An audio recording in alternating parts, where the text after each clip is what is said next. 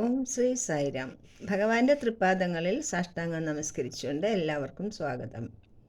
രാമകഥ രസവാഹിനി ഭാഗം 5, പ്രശ്നോത്തരിയും തത്വങ്ങളും. പ്രശ്നോത്തരി, അധ്യായം 5, ഗുരുവും ശിഷ്യന്മാരും. വേദങ്ങളെ സ്തുതി എന്ന് പറയുന്നത് എന്തുകൊണ്ട്? വേദജ്ഞാനം ഗുരുമുഖത്ത് നിന്നും ശ്രവണത്തിലൂടെയാണ് നേടിയിരുന്നത്. അതുകൊണ്ടാണ് അതിനെ ശ്രുതി എന്ന് പറയുന്നത്. ശ്രീരാമൻ്റെയും സഹോദരന്മാരുടെയും ഗുരു ആരായിരുന്നു? കുലഗുരുവായ വസിഷ്ഠ മഹർഷി.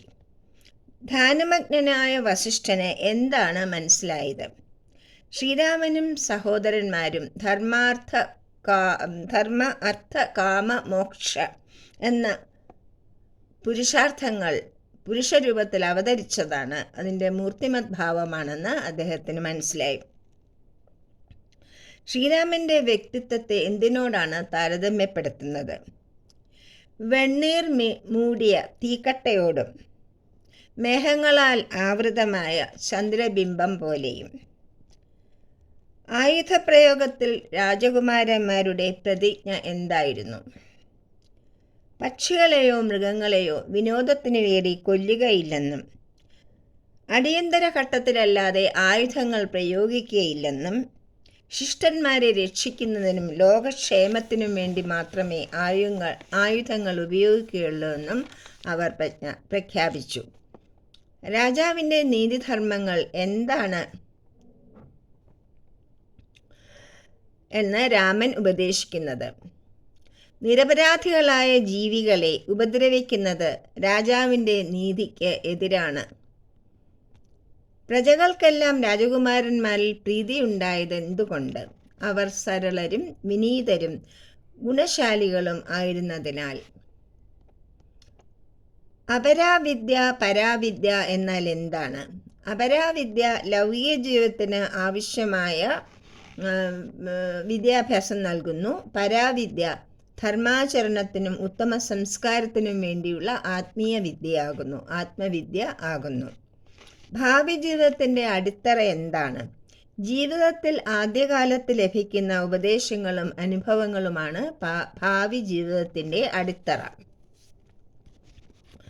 ദശരഥ ചക്രവർത്തി തൻ്റെ പുത്രന്മാർക്ക് എന്ത് ശിക്ഷണമാണ് നൽകിയത്? ചക്രവർത്തി തൻ്റെ പുത്രന്മാർക്ക് ഭരണകാര്യങ്ങൾ, നീതിന്യായ വ്യവസ്ഥ, ധർമ്മനിഷ്ഠ, പൂർവികരുടെ ജീവിത ചരിത്രങ്ങൾ, അവരുടെ വീരപരാക്രമങ്ങൾ, അവരുടെ പ്രജാപരിപാലനത്തിൻ്റെയും ശത്രുധ്വംസനത്തിൻ്റെയും വീരചരിതങ്ങൾ എന്നിവയെല്ലാം കുട്ടികൾക്ക് പറഞ്ഞുകൊടുത്തു. പരാവിദ്യയും ഈശ്വരൻ്റെ മഹിമയും പ്രജകളുടെ സ്ഥിതിയും കുമാരന്മാർക്ക് മനസ്സിലാക്കി കൊടുക്കുവാൻ സുമന്ത്രർ എന്തു ചെയ്തു? രാജ്യത്തിൻ്റെ എല്ലാ ഭാഗങ്ങളിലേക്കും ദിവ്യപ്രദേശങ്ങളിലേക്കും കുമാരന്മാരെ ദീർഘമായ ഒരു തീർത്ഥയാത്രയ്ക്ക് കൊണ്ടുപോയി. കാശി മുതൽ കാശ്മീർ വരെയും കിഴക്കേ സമുദ്രം മുതൽ പടിഞ്ഞാറേ സമുദ്രം വരെയും 3 മാസം നീണ്ടുനിന്ന ഒരു വളരെ വലിയ ദീർഘയാത്രയായിരുന്നു അത്. തീർത്ഥയാത്ര കഴിഞ്ഞ് മടങ്ങി വന്ന കുട്ടികൾക്ക് എന്ത് മാറ്റമാണ് ഉണ്ടായത്? രാമൻ ശാന്തനും നിശബ്ദനുമായിരുന്നു. മറ്റു 3 പേരും അതുകൊണ്ട് രാമനെ പോലെ തന്നെ മൗനികളായി വർത്തിച്ചു. അവർ ഒരു കളികളിലും ഏർപ്പെട്ടില്ല. അവർ അസാധാരണമായ വൈരാഗ്യവും വിരക്തിയും കാണിച്ചു. യോഗവാസിഷ്ഠം എന്ന മഹാഗ്രന്ഥത്തിൻ്റെ ഉറവിടം എന്താണ്? ശ്രീരാമനും വസിഷ്ഠ മഹർഷിയും തമ്മിലുണ്ടായ അദ്വൈത വിജ്ഞാനത്തിൻ്റെയും വേദാന്തത്തിൻ്റെയും അപഗ്രഥനം അടങ്ങിയ സംഭാഷണമാണ് യോഗവാസിഷ്ഠം അല്ലെങ്കിൽ അന്ന് പ്രസിദ്ധമായ കൃതിയായി തീർന്നത്. യോഗവാസിഷ്ഠത്തിൻ്റെ മറ്റൊരു പേരെന്താണ്? രാമഗീത. രാമൻ്റെ ദിവ്യത്വത്തെക്കുറിച്ച് വസിഷ്ഠ മഹർഷി മനസ്സിലാക്കിയത് എങ്ങനെ? ഗഹനവും തത്വശാസ്ത്രപരവുമായ പ്രശ്നങ്ങൾ ഉന്നയിക്കുന്ന രാമൻ്റെ മുഖത്തും രാമൻ്റെ ചുറ്റിലും ആധ്യാത്മിക തേജസ്സിൻ്റെ ഉജ്ജ്വല കിരണങ്ങളുടെ ഒരു പരിവേഷം, അതായത് ഔറ കണ്ടപ്പോൾ രാമൻ്റെ ദിവ്യത്വം വസിഷ്ഠ മഹർഷിക്ക് മനസ്സിലായി. തത്വവിചാരം, അധ്യായം 5, ഗുരുവും ശിഷ്യന്മാരും. കുട്ടികളുടെ വിദ്യാഭ്യാസത്തിൻ്റെ പുരോഗതി അറിയുവാൻ ദശരഥ മഹാരാജാവ് ഗുരുകുലത്തിൽ എത്തുമ്പോൾ കുട്ടികളുടെ പെരുമാറ്റം വളരെ ശ്ലാഘനീയമാണ്. അവർ പിതാവിൻ്റെ പാദങ്ങളിൽ ദീർഘദണ്ഡ നമസ്കാരം ചെയ്യുന്നു. അതിനുശേഷം പിതാവും ഗുരുനാഥനും സംഭാഷണത്തിൽ ഏർപ്പെടുമ്പോൾ മുതിർന്നവരുടെ സംഭാഷണം ഒളിച്ചു നിന്ന് കേൾക്കുന്നതോ അവിടെ സന്നിഹിതരായിരിക്കുന്നതോ അനുചിതം ആണെന്നറിഞ്ഞ് രാമനും സഹോദരന്മാരും ഗുരുവിൻ്റെ അനുവാദത്തോടു കൂടി തന്നെ അവിടെ നിന്നും പോകുന്നു.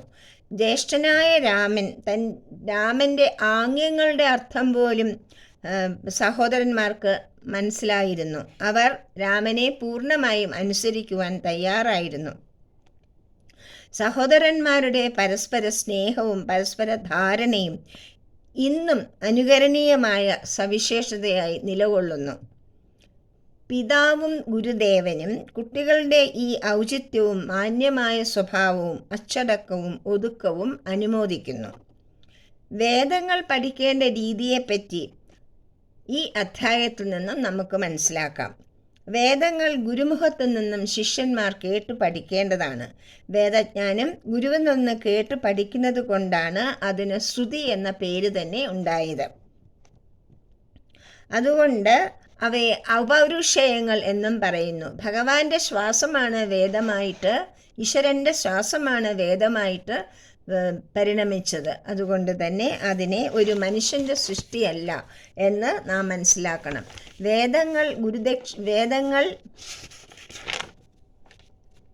വേദങ്ങളുടെ വിശ്വാസ്യത ചോദ്യപ്പെടാത്ത രീതിയിലും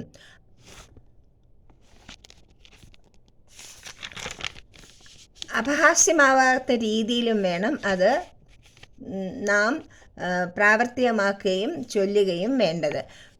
ഗുരുദക്ഷിണ നൽകിയ ശേഷം രാജാവ് കുമാരന്മാരെ കൊട്ടാരത്തിലേക്ക് കൂട്ടിക്കൊണ്ടുപോകുന്നു.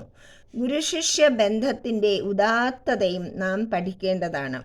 രാമനും സഹോദരന്മാരും ധർമാർത്ഥ കാമ മോക്ഷങ്ങൾ സാകാരം പൂണ്ടതാണെന്നും ഭൂമിയിൽ വിശിഷ്ടമായ ആദർശങ്ങൾ പരത്തുന്നതിനാണ് അവർ അവതരിച്ചതെന്നും വസിഷ്ഠ മഹർഷിയുടെ ചിന്തകളിൽ നിന്നും നാം മനസ്സിലാക്കുന്നു.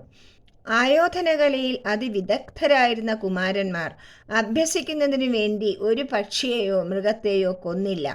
ഈ അസ്ത്രങ്ങൾ ശിഷ്ടന്മാരെ രക്ഷിക്കുവാനും ലോകത്തിൻ്റെ ക്ഷേമത്തിനും ജനങ്ങളുടെ സേവനത്തിനും വേണ്ടി മാത്രം ഉപയോഗിക്കുവാനുള്ളതാണ്, അല്ലാതെ നിസ്സാരമായ വിനോദങ്ങൾക്ക് വേണ്ടി അല്ല എന്നവർ തറപ്പിച്ചു പറഞ്ഞു. നിരപരാധികളായ ജീവികളെ ഉപദ്രവിക്കുന്നത് രാജാവിൻ്റെ നീതിധർമ്മങ്ങൾക്ക് എതിരാണെന്ന് രാമൻ തൻ്റെ സഹോദരന്മാർക്ക് പഠിപ്പിച്ചു കൊടുത്തു. ഇന്നത്തെ മാതാപിതാക്കൾക്കുള്ള മറ്റൊരു വിലയേറിയ സന്ദേശമാണ് ദശരഥ മഹാരാജാവ് നൽകുന്നത്. ഭരണകാര്യങ്ങളിൽ അറിവുണ്ടാകുന്നതിനായി മന്ത്രിമാരുമായി രാജസംബന്ധമായ കാര്യങ്ങൾ ചർച്ച ചെയ്യുമ്പോൾ രാജാവ് തൻ്റെ കുട്ടികളെയും അവിടെ ഉൾപ്പെടുത്തി അവർക്ക് പ്രാക്ടിക്കൽ നോളജ്, അതായത് നൽകുന്നതിന് വേണ്ടിയാണ് അങ്ങനെ ചെയ്തത്. അതുപോലെ തങ്ങളുടെ വംശത്തിൻ്റെ ശ്രേഷ്ഠതയും പൂർവികരായ രാജാക്കന്മാരുടെ ധർമ്മനിഷ്ഠയും അവരുടെ ജീവിത രീതികളും അവരുടെ സൽപ്രവർത്തനങ്ങളും കുട്ടികൾക്ക് പറഞ്ഞുകൊടുത്തു. അവർ അസുരന്മാർക്കെതിരെയും ദേവന്മാർക്കെതിരെയും വേണ്ടി പോരാടിയ ധർമ്മയുദ്ധങ്ങളെപ്പറ്റി പറഞ്ഞുകൊടുത്തു. പരിശ്രമം കൊണ്ട് ഈശ്വരകാരുണ്യം നേടാനാകും എന്ന് പിതാവ് പുത്രന്മാർക്ക് പറഞ്ഞുകൊടുത്തു. മാതാപിതാക്കൾ കുട്ടികളുടെ വളർച്ചയിൽ ശ്രദ്ധിക്കുമ്പോൾ അവരോടൊപ്പം സമയം ചിലവിടുകയും അവർക്ക് ഉദാത്തമായ ആദർശങ്ങൾ പറഞ്ഞു കൊടുക്കുകയും ചെയ്യണമെന്ന് നമുക്ക് ഇതിൽ നിന്നും മനസ്സിലാകുന്നു. മാതാപിതാക്കന്മാരും ഗുരുക്കന്മാരും അത്രമാത്രം ശ്രദ്ധ നൽകി വളർത്തിയ കുട്ടികൾ സരളരും സത്സ്വഭാവികളും വിനീതരും ഗുണശാലികളും നിസ്വാർത്ഥരുമായി ജനങ്ങളെ സേവിക്കുന്നവരുമായി തീരുന്നു. അപരാവിദ്യയിൽ, അതായത് ശാസ്ത്രഗ്രന്ഥങ്ങളും വേദങ്ങളും മറ്റും നേടുന്നതിൽ ഒരാൾ എത്ര നിപുണനായിരുന്നാലും പരാവിദ്യയിലൂടെ മാത്രമേ, അതായത് ആത്മവിദ്യയിലൂടെ മാത്രമേ ധർമ്മങ്ങൾ ആചരിക്കുവാനുള്ള ശക്തി നേടുവാനാകൂ. 11-12 വയസ്സ് മാത്രമാണ് കുമാരന്മാർക്കുണ്ടായിരുന്നത്. പക്ഷേ ഈ ഇളം പ്രായത്തിൽ തന്നെ അവർക്ക് ഉയർന്ന ധാർമ്മിക സംസ്കാരം നൽകേണ്ടതാണെന്ന് രാജാവ് തീരുമാനിച്ചു. ഇവിടെയാണ് ശ്രീ സത്യസായി ബാലവികാസിൻ്റെ പ്രാധാന്യം നമുക്ക് മനസ്സിലാകുന്നത്. ജീവിതത്തിൻ്റെ ആദ്യകാലത്ത് ലഭിക്കുന്ന ഉപദേശങ്ങളെയും അനുഭവങ്ങളുടെയും മേലെയാണ് പിൽക്കാലത്തെ ജീവിതത്തിൽ വിജയമോ പരാജയമോ ഉണ്ടാകുന്നത്. അതുകൊണ്ടാണ് കുട്ടികൾ വളരെ ചെറുപ്പത്തിൽ തന്നെ ബാലവികാസ് ക്ലാസ്സുകളിലൂടെ സനാതനധർമ്മത്തിൻ്റെയും മറ്റെല്ലാ ധർമ്മങ്ങളുടെയും ശ്രേഷ്ഠമായ കാര്യങ്ങൾ പഠിക്കണം എന്ന് ഭഗവാൻ നിഷ്കർഷിക്കുന്നത്. അതുകൊണ്ട് കുട്ടികളെയും കൊണ്ട് രാജ്യത്തിൻ്റെ നാനാഭാഗത്തും സഞ്ചരിക്കുവാനും പുണ്യസ്ഥലങ്ങളും തീർത്ഥയാത്ര നടത്തുവാനുമായി രാജാവ് തൻ്റെ മന്ത്രിയായ സുമന്ത്രരെ ഏർപ്പാട് ചെയ്യുന്നു. ക്ഷേത്രങ്ങളുടെ മാഹാത്മ്യവും മഹർഷിവര്യന്മാരുടെ ജീവചരിത്രവും മറ്റും കുട്ടികൾക്ക് പറഞ്ഞു കൊടുക്കുവാനും അദ്ദേഹം ആവശ്യപ്പെട്ടു. ഈ അറിവുകളിലൂടെ കുട്ടികൾ ഇന്ദ്രിയ സംയമനം പഠിക്കുമെന്നും പ്രപഞ്ചത്തിൽ വ്യാപിച്ചു നിൽക്കുന്ന ഈശ്വര ചൈതന്യത്തിൽ ഭക്തിവിശ്വാസങ്ങൾ പുലർത്തുമെന്നും രാജാവ് പറഞ്ഞു. ജീവിതത്തിൻ്റെ യഥാർത്ഥമായ അനുഭവങ്ങൾ കുട്ടികളെ അന്തർമുഖരും ശ്രേഷ്ഠരുമാക്കും. ആർക്കും ഇത്രയും ഉത്കൃഷ്ടമായ സനാതനധർമ്മത്തിൽ നിന്നും നാം വ്യതിചലിച്ചതുകൊണ്ടാണ് ഇന്ന് നാം കാണുന്ന എല്ലാ അനീതികൾക്കും അധർമ്മങ്ങൾക്കും കാരണമെന്ന് രാമായണം നമ്മെ പഠിപ്പിക്കുന്നു. രാമായണത്തിലെ കഥാപാത്രങ്ങളുടെ സ്വഭാവത്തിലും സംഭവങ്ങളിലും ഒളിഞ്ഞുകിടക്കുന്ന മഹത്തായ സന്ദേശമാണ് ഭഗവാൻ ബാബ രാമകഥാ രസവാഹിനിയിൽ ഉടനീളം നൽകിയിരിക്കുന്നത്. കഥയിൽ മാത്രം ശ്രദ്ധ ചെലുത്താതെ അടിസ്ഥാനമായി പരസ്പരം കഥയിൽ മാത്രം ശ്രദ്ധ ചെലുത്താതെ ഈ സന്ദേശങ്ങൾ നാം മനസ്സിലാക്കണമെന്ന് സ്വാമി ആഗ്രഹിക്കുന്നു. കന്യാകുമാരി മുതൽ കാശ്മീർ വരെയും കിഴക്കേ സമുദ്രം മുതൽ പടിഞ്ഞാറേ സമുദ്രം വരെയും ഭാരതത്തിൻ്റെ നാനാഭാഗത്തും കുട്ടികൾ സഞ്ചരിച്ചു. ജനങ്ങൾ നേടുന്ന ബുദ്ധിമുട്ടുകൾ മനസ്സിലാക്കി അവയെല്ലാം പരിഹരിക്കുന്നതിന് മാർഗങ്ങൾ കണ്ടു. ജനോപകരണത്തിനു വേണ്ടി തണൽ മരങ്ങൾ വെച്ചുപിടിപ്പിക്കുക, കിണറുകൾ കുഴിക്കുക, സത്രങ്ങൾ നിർമ്മിക്കുക, ജീർണിച്ച ക്ഷേത്രങ്ങളും മറ്റും പുനരുദ്ധരിക്കുക തുടങ്ങി അനേകം കാര്യങ്ങൾ ചെയ്യുവാൻ ആ കുമാരന്മാർക്ക് കഴിഞ്ഞു. ഒരു ഭരണാധികാരിയുടെ കർത്തവ്യങ്ങൾ എങ്ങനെ നിർവഹിക്കണം എന്ന പാഠമാണ് നമുക്ക് ലഭിക്കുന്നത്. ജനക്ഷേമം മാത്രമായിരിക്കണം എക്കാലത്തും ഒരു ഭരണാധികാരിയുടെ ലക്ഷ്യം. അയോധ്യയിൽ മടങ്ങിയെത്തിയ കുമാരന്മാരെ മാതാപിതാക്കളും പ്രജകളും സമുചിതമായി സ്വീകരിച്ചു. പക്ഷേ കുമാരന്മാരിൽ അവരുടെ സ്വഭാവത്തിലെ പ്രകടമായ മാറ്റം എല്ലാവരെയും അമ്പരിപ്പിച്ചു. രാമൻ അന്തർമുഖനാവുകയും ആഡംബരങ്ങൾ ഉപേക്ഷിച്ച് മനസ്സിനും ഇന്ദ്രിയങ്ങൾക്കും അതീതമായ പരബ്രഹ്മത്തിൻ്റെ ധ്യാനത്തിൽ നിരതനാകുകയും ചെയ്തു. ജ്യേഷ്ഠൻ്റെ മ്ലാനതയും മൗനവും സഹോദരന്മാരെയും അതുപോലെ മൗനികളാക്കി. അവർ സദാസമയവും രാമൻ്റെ അടുത്ത് തന്നെ കഴിച്ചുകൂട്ടി. ചോദ്യങ്ങൾക്കെല്ലാം ഇത് തൻ്റെ പ്രകൃതമാണെന്നും അതിൻ്റെ കാരണങ്ങൾ അറിയുവാൻ ശ്രമിക്കുന്നത് എന്തിനാണെന്നുമാണ് രാമൻ മറുപടി നൽകുന്നത്. താൻ സംതൃപ്തനാണെന്നും തനിക്കൊന്നും ആവശ്യമില്ലെന്നുമാണ് രാമൻ ദശരഥ മഹാരാജാവിനോട് പറഞ്ഞത്.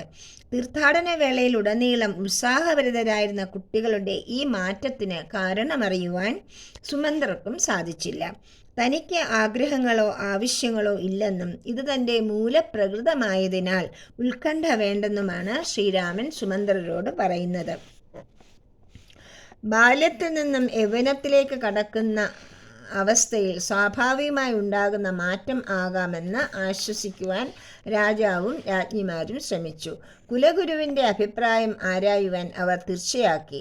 വസിഷ്ഠ മഹർഷി ജ്ഞാനദൃഷ്ടിയിലൂടെ കുട്ടികളുടെ അസാധാരണമായ വ്യക്തിത്വം മനസ്സിലാക്കി കൊടുത്ത് ഉത്കണ്ഠ വേണ്ടെന്ന് രാജാവിനോട് പറഞ്ഞു. കുലഗുരുവിൻ്റെ സമീപത്ത് വന്ന് കുട്ടികൾ അദ്ദേഹത്തെ നമസ്കരിച്ചു. ഗുരുവിൻ്റെ ഉപദേശങ്ങൾ ശ്രമിച്ച രാമൻ മന്ദഹാസത്തോടുകൂടി ശാന്തനായി മറുപടി നൽകി. ശ്രീരാമനും വസിഷ്ഠ മഹർഷിയും തമ്മിലുണ്ടായ ആത്മീയ തത്വങ്ങൾ അടങ്ങിയ സംഭാഷണമാണ് പിന്നീട് യോഗ വാസിഷ്ഠം അഥവാ രാമഗീത എന്ന് പ്രസിദ്ധമായത്. അതിൻ്റെ ഒരു രത്ന ചുരുക്കം എന്താണെന്ന് നമുക്ക് നോക്കാം. മനുഷ്യബന്ധങ്ങൾ എന്താണ്? ശരീരം എന്താണ്? വ്യക്തി അഥവാ ജീവി എന്താണ്? വസ്തുനിഷ്ഠമായ ഈ ലോകം സത്യമാണോ? പരമാത്മാവ് യഥാർത്ഥമാണോ? ഈ ശരീരം പരമാത്മാവിൻ്റെ പ്രതിബിംബമാണ്. ഈ ശരീരത്തിൻ്റെ ഘടകങ്ങളായ പഞ്ചഭൂതങ്ങൾ തന്നെയാണ് അഖില പ്രപഞ്ചത്തെയും സൃഷ്ടിക്കുന്ന ദ്രവ്യങ്ങൾ. ഈ പ്രപഞ്ചം പഞ്ചഭൂതങ്ങളിലൂടെ പരസ്പരബദ്ധമായ പരമ്പര മാത്രമാണ്. പരസ്പര മാറ്റങ്ങളും ഏറ്റക്കുറച്ചിലുകളും ഉണ്ടായിട്ടും ഈ പഞ്ചഭൂതങ്ങൾ തുടർന്നും നിലനിൽക്കുന്നു. അവയ്ക്ക് അഗാധമായ ഒരു അടിസ്ഥാനമുണ്ട്. ഇത് മനസ്സിലാക്കാതെ ഈ സൃഷ്ടിക്കപ്പെട്ട പ്രപഞ്ചം യഥാർത്ഥമാണെന്ന് സങ്കല്പിക്കുകയും ഈ അവാസ്തവികതയുടെ വശീകരണത്തിന് വിഷയമാവുകയും ചെയ്യുമ്പോൾ, അസത്യത്തിന് വേണ്ടി സത്യം തള്ളപ്പെട്ടാൽ അത് ഭീകരമായ അജ്ഞതയാണ്. അനശ്വരവും ഏകവും സൂക്ഷ്മവുമായ ആത്മാവിനെ അവഗണിച്ചിട്ട് വ്യക്തിക്ക് ഒന്നും നേടാനില്ല. ശ്രീരാമൻ ഉന്നയിച്ച ചോദ്യങ്ങൾ എല്ലാവരെയും അത്ഭുതപ്പെടുത്തി. ആത്മാവ്, പ്രകൃതി, ദൈവം ഇവ തമ്മിൽ എന്തൊരു പരസ്പര ബന്ധമാണുള്ളത്? ഇവ മൂന്നും ഒന്ന് തന്നെയാണോ അതോ വ്യത്യസ്തമാണോ? ഒന്നാണെങ്കിൽ അത് എങ്ങനെ മൂന്നായി? എന്തിനു വേണ്ടിയാണ് അത് മൂന്നായത്? ഇതിൻ്റെ അടിസ്ഥാനമായി പരസ്പരം യോജിക്കുന്ന തത്വമേതാണ്? ഐക്യബോധം ഉപേക്ഷിച്ച് അവ വ്യത്യസ്തമാണെന്ന് അംഗീകരിക്കുന്നത് കൊണ്ട് എന്ത് നന്മയാണ് ഉണ്ടാവുക? മഹത്തായ അദ്വൈത വിജ്ഞാനത്തിൻ്റെ അപഗ്രഥനവും അവധാരണവുമായിരുന്നു ശ്രീരാമൻ്റെ ഈ ചോദ്യങ്ങളെല്ലാം തന്നെ. മനുഷ്യ സമുദായത്തിന് ശാന്തി ഉറപ്പുവരുത്തുന്ന അനശ്വരതയുടെ അമൃത ബിന്ദുക്കളായിരുന്നു അവ. അവയാണ് രാമഗീത അഥവാ യോഗവാസിഷ്ഠം എന്ന സുപ്രസിദ്ധവും സുമനോഹരവുമായ കൃതിയായി ഇന്ന് നാം അറിയുന്നത്. ജയ് സായിരാം.